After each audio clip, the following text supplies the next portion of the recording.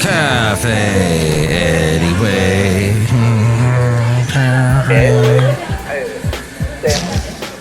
Mike's Daily Podcast. Of the over 4 billion podcasts that you have to choose from, we would like to thank you for choosing the one called Mike's Daily Podcast. Did you know that right at this very second, it's the autumnal equinox, and I just hope that I don't develop smallpox or chicken pox or any pox. No pox on you, 'cause you're awesome and you should try to be true to your podcast. Mike's Daily Podcast. Be true to your podcast, the one that you like. Be dedicated to it. Be a fan of the thing called Mike's.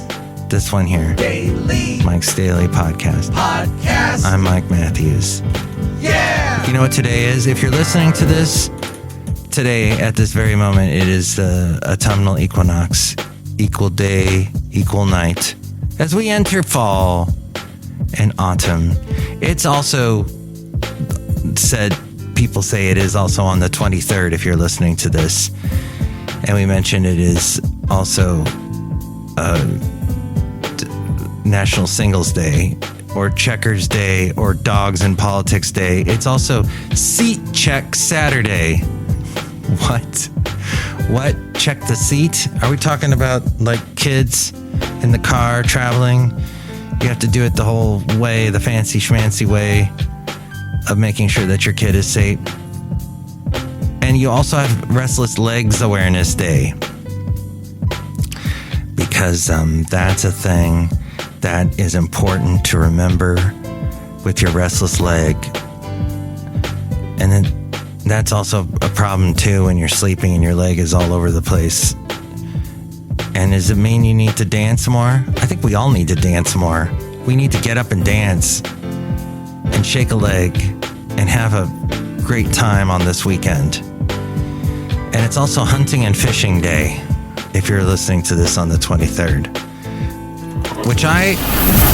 And here's today's podcast picture. I've done a lot of the latter, not the former. Have not done the former. Was once invited to go hunting with a crossbow. Just thought that might end in a bad way. The day, National Singles Day, recognizes nearly half of the U.S. population who, whether by choice or circumstance, remain unattached. Okay, but it is an integral part of growing businesses, organizations, and communities. You need the singles. National Checkers Day and Dogs in Politics Day, also known as Dogs in Politics Day, as we go outside a cafe anyway, where we bring you Mike's Daily Podcast. Wait, no, we're inside still. That's the late great Basil the Boxer. Speaking of dogs, political pooches, candidate canines. It apparently marks the day in history that Checkers the dog stole the spotlight. Oh, that's what that is. Checkers the dog. When President Carter was winning the election back in 76, was it? That I was alive. So, yeah, when you're 54 right now, that means you were alive in 76. Well, his first dog was being born. The Border Collie only lived with the first family for a short time, however. Another White House canine by the name of Murray, the outlaw of Falahil, or known as Fala for short, created quite a stir. The well-traveled Scottish Terrier of President Franklin D. Roosevelt was notorious for taking off. After one trip with FDR to the Aleutian Islands, rumors suggested the president forgot his pet. The president sent the Navy back to recover Fala. The story spread and became fodder for political debate. And Will Rogers once said, "I love a dog. He does nothing for political reasons." There's also something here about Harry S. Truman had a dog. This show is clean. Rejecting one. Pretty much. Not being a dog person is one thing. However, rejecting one that's a gift will outrage a nation. Oh, that's what happened to Harry S. Truman when a puppy named Feller came into his presidency. when after some time Feller stopped making appearances, the public wanted to know where he was. Truman's evasiveness didn't mollify his constituents either. Eventually, the president came clean and admitted that they were not a dog family, and the nation was shocked. MTV News. You hear it first. So, people get stuck on stupid. Here we go. On September 23rd of 1952, then vice president candidate, remember the president was Eisenhower, Richard Nixon gave a speech that was called the Checkers speech. Accused of improprieties related to a fund established by his backers to reimburse him for his political expenses, Nixon needed to defend himself. His place on the Republican ticket was in jeopardy, so he flew to Los Angeles and delivered a half-hour television address. During the speech, Nixon stated that regardless of what anyone said, he intended to keep one gift. The gift was a black and white dog the Nixon children had named Checkers. And then that was what came. That's why it's Checkers speech. It was called the Checkers speech, and why today is National Checkers Day or Dogs in Politics Day. Okay. Thank you very much to the website, nationaldaycalendar.com, for all that fascinating information. Kathy's Corner. Kathy's Corner. So restless legs is a thing that perhaps you didn't know. Professor Carl Axel Ekborn, a Swedish neurologist, first described the syndrome back in 1945. Restless leg syndrome, otherwise known as RLS, also known as WED, which stands for Willis-Ekborn disease. Wasn't that? Oh, no. Disney. Walt Disney's initials were WED, is characterized by uncontrollable urges to move the legs. The condition affects approximately 7% of the population. Those experiencing it, as we go outside a cafe anyway, where we bring you Mike's Daily Podcast, somewhere in Podcastro Valley. Anyway. The last place on earth.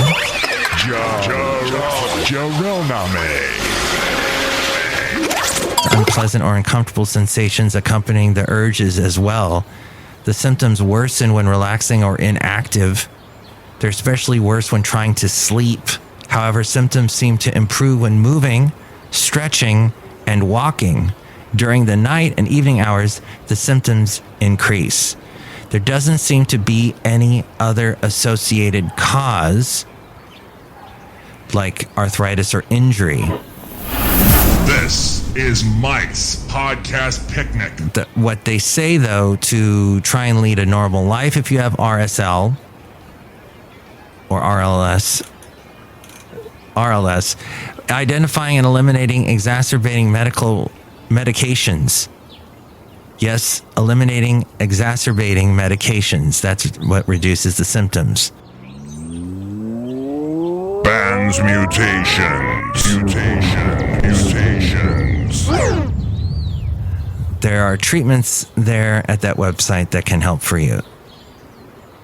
Give your legs much needed pampering, they say. Use the day, Restless Legs Awareness Day, for leg massages or a little exercise. That's one of the things I do for my lovely lady friend, is rub her legs at her toes and her foot. I'm not a foot fetish guy. I'm not Quentin Tarantino, but I do that out of a nice thing. That's called being a good boyfriend. So that's what that is. More information than you needed, and a fascinating day that you probably didn't know. So finally, if you're listening to this on the 24th, just in case I get off one day, if I'm off my regular schedule routine, if today is the 24th, Addenda with Kevin. National Punctuation Day, something that is getting absolutely murdered in this world of texting. People just, even though it may try to auto spell for you and help you out, and even though when we're writing emails now, all this auto spelling stuff just automatically happens. When you are a man, sometimes you wear stretchy pants. People still just do not know how to use punctuation. And it can be really frustrating for us uptight people. So stop it. Thank you. Hey, look who else is outside other than just me and these birds. Hello, guys. This is Shelly Schuhart, gift shop supervisor. You should do more fishing, Mike Matthew. That's a good idea. I have a snow globe that's of a guy fishing, but it's snowing on him. Thus, it's a snow globe. Oh, okay. I also have one of a fire. What? A snow globe fire? No, Mike Matthews, you must understand. It is of a snow globe depicting a town that is near where there is a fire, like a forest fire, Mike Matthews. Woo! Oh. And it's snowing? No, it's ash. It's an ash globe, Mike Matthews. Oh, not a snow globe, but an ash globe. I got it. Ash globe. It's a great idea. Shelley, you just go completely into the stratosphere of imagination with all your snow globes. And the writer's strike continues. And for some reason, there are writers that like to make snow globes. It's true. And they're supposed to, after 10 hours of talks, supposedly the writer's strike was going to end yesterday, but did not. You will travel into the incredible universe. And someone who, I don't think she's an actress, but she is a personality who just does not know when to stop with the plastic surgery and the other stuff she does. Ozempic is what she's doing, apparently. And she says, I did not want to get this thin, according to people.com. Mike is on it, man. Go where no man has gone before. We love it, Mike. Keep it away from younger people who will go berserk on it, she says. She lost 42 pounds. She stopped using it, though. She said she lost too much weight. And she says, you can't stay on it forever. Okay. That's... and who else was complaining about Ozempic? Or they were saying that they were on Ozempic and they said they weren't. And then I just completely forgot who it was because it was not important. But I thought that you should know that that's a thing. In today's world, people are into it and maybe using it. Was it Katy Perry? I know Katy Perry just sold her catalog. And she made millions of dollars, but still, I thought she'd make billions of dollars. But I guess she wasn't that popular. I mean, some of her songs still get played all the time. But she did have a bit of a slump over the past couple of years. Even though everyone knows who she is, she's performed at the christening, the royal day for Prince Charles, but no, King Charles, the coronation day. And she's married to Orlando Bloom and she's into having kids now. And she had kids or has had a kid. And yeah, she's busy with that and doing the American Idol. But there was a time that she was definitely putting out hit after hit after hit. Now she's cashed in. That usually means that they're pretty much done. In my world that I have seen, following music for all these many decades, nearly half of Americans have made an impulse social media purchase. What? Yes, thanks to TikTok and Facebook. Now, I think Fabagoo. Yours truly Things to do. Is quite confused about how you can be an influencer on TikTok when you don't have that much time. TikTok videos are very short. It's not like you can go into complete, deep discussion about whatever it is that you're promoting. But somehow they're doing it. And Facebook, people, promote stuff on their Facebook. I guess it's the short, little, quick, eye-grabbing stuff that they do. And people are doing it. Over the past 12 months, adults have spent $71 billion on impulse buys based on what they saw on social media. Nearly half, 48% of social media users say they have impulsively purchased a product they saw on social media. 68% of those buyers say they later regretted at least one of the purchases. So here's what you should do. And I got this information from Rob Black. I produce his podcast. The Rob Black Show, and he is on television, talks about money stuff. He says, consider the 24-hour rule, which is step away from the item. You can leave it in the cart, but step away for 24 hours before you buy it. It is so easy. Amazon makes so much money off of us because we're like, I gotta find. That's it. And whatever's at the top of the page, we buy. But the fact is, if you go deeper into scroll further down the page, you find better deals. And if you wait for a little bit and think about if you really need it, you can save money otherwise that you spent too quickly. 68% of buyers say that they have regretted at least one of their purchases. Being influenced by the dang social media doesn't help either. And we should probably not be on as much social media.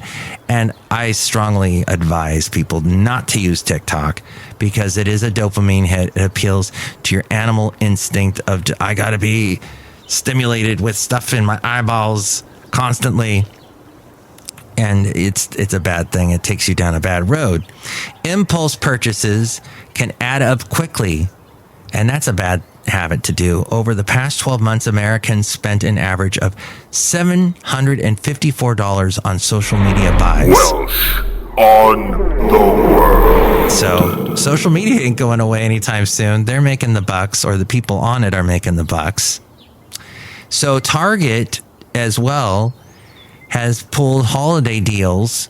They're making holiday deals now in October. They're getting an early start on the holiday season in a bid to undercut competitors Amazon and Walmart. Target's fall deals called Circle Week is going to run October 1st through the 7th. So like basically the first week of October, right there. I think that is a Sunday, October 1st. That's a week from this Sunday. Retailers' event starts a week before Walmart's holiday kickoff sale event and Amazon's 2-day Prime Big Deals Day. Who came up with that name? That's a lackluster name, Amazon. Well, people want your cash, and every year they're gonna be making these start earlier and earlier to outdo each other. Last year, though, check it out.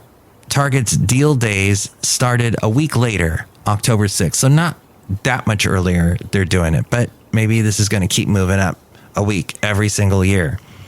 Their holidays in 2019, their holiday deals started not in October, but November 8th. I got through that. I got into it.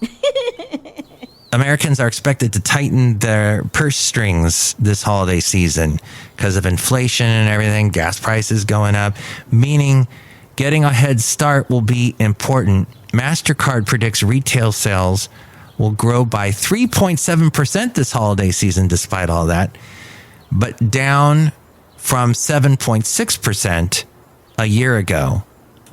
So that's the latest from that. And TikTok, by the way, that I mentioned and bashed, plugged and slugged. TikTok had Pringles just unveiled a $140 collab with the Caviar Company, a popular TikTok trend, which has been been seeing users adding a dollop of caviar onto Pringles and has been viewed more than 10 billion times. This is what I'm missing by not having TikTok. Oh my. And a friend of mine who's big into TikTok, who's about my age, she said, yeah, no, there's all kinds of hacks and people can learn things like that. Like that. That's what I'm missing. Okay. There you go. Look who else is here.